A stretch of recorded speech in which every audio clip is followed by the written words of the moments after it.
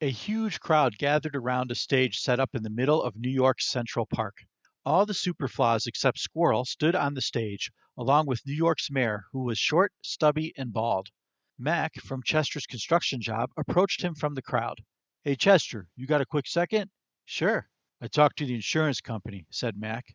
I persuaded them not to buy a new bulldozer or crane. Crane? We lost it when crime got out of hand.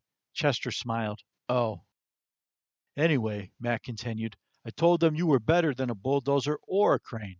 No oil changes, no maintenance, and much faster. Yeah? Yeah. They have agreed to pay you the salary of one new bulldozer and crane. Chester couldn't believe it. Really? Really, repeated Mac. Do you know how much those things cost? A couple $100,000 each. Chester grinned from ear to ear. That's great news. Thanks.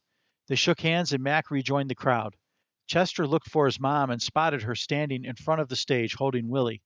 His father sat in his wheelchair next to her, smiling. Chester waved to them.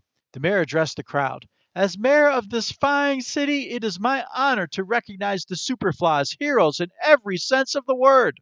The crowd cheered. Smiling, the mayor looked at the Superflies. Who wants to say something? Looking certainly at one another, the Superflies all gestured to Chester to speak. He walked up to the microphone as the crowd applauded. Uh, I'd just like to say I'm sorry that the superheroes couldn't be here to celebrate with us, but their jobs are never done. They're out right now, cleaning up the rest of that horrible crime wave that plagued us while they were gone. Let's hear it for them and their tireless efforts. Everyone clapped and cheered. We love those guys and we want them to know we got their back, continued Chester. More cheers. To the public, we say thank you for being here and for taking us into your hearts. To criminals everywhere, we say crime doesn't pay. Chester jabbed his finger at the crowd as he said each word. Someone in the crowd shouted, Hip, hip, hooray! And soon they were all clapping and chanting, Superflaws, Superflaws, Superflaws. Chester raised his arms and shouted, For me and all the Superflaws, thank you, thank you. The new hero looked down at his mom and baby brother, smiling at them. But when Willie reached out for Chester to hold him, the smile vanished. Excuse me, pardon us, coming through. It was Squirrel. He stood on a dolly being pushed through the crowd by two police officers. Also on the dolly were two large silver metal wristbands. When they reached the stage, Squirrel jumped up and climbed to the top of the microphone.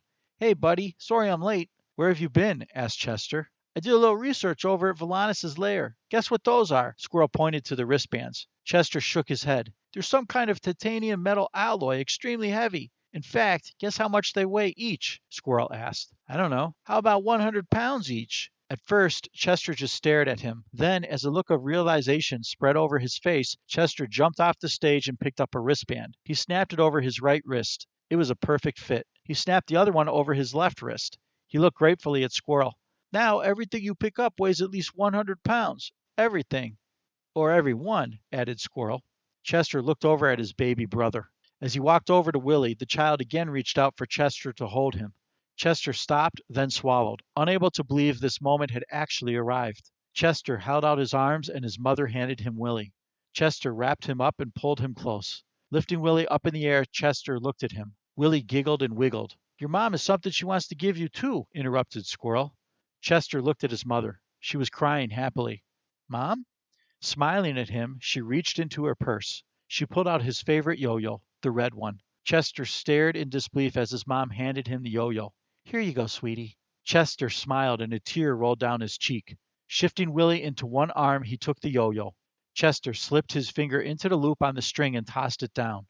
Even though it didn't come back, he didn't care. He couldn't believe he was finally playing with a yo-yo. He yanked the string up, catching the yo-yo as it flew up and put it into his pocket. Chester jumped back onto the stage and held Willie over his head.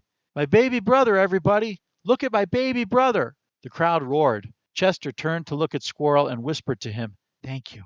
Squirrel nodded and smiled. Meanwhile, a cute girl squirrel scurried up a lamppost to see what the commotion was all about.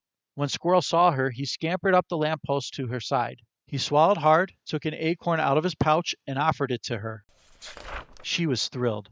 Taking the acorn, she kissed Squirrel on the cheek. He blushed. Chester had been watching and put Willie in his left arm. He used his right hand to give Squirrel a thumbs up. The crowd once again chanted loudly, Superflaws, Superflaws, Superflaws! Coming fall 2020. Superfla's shadow.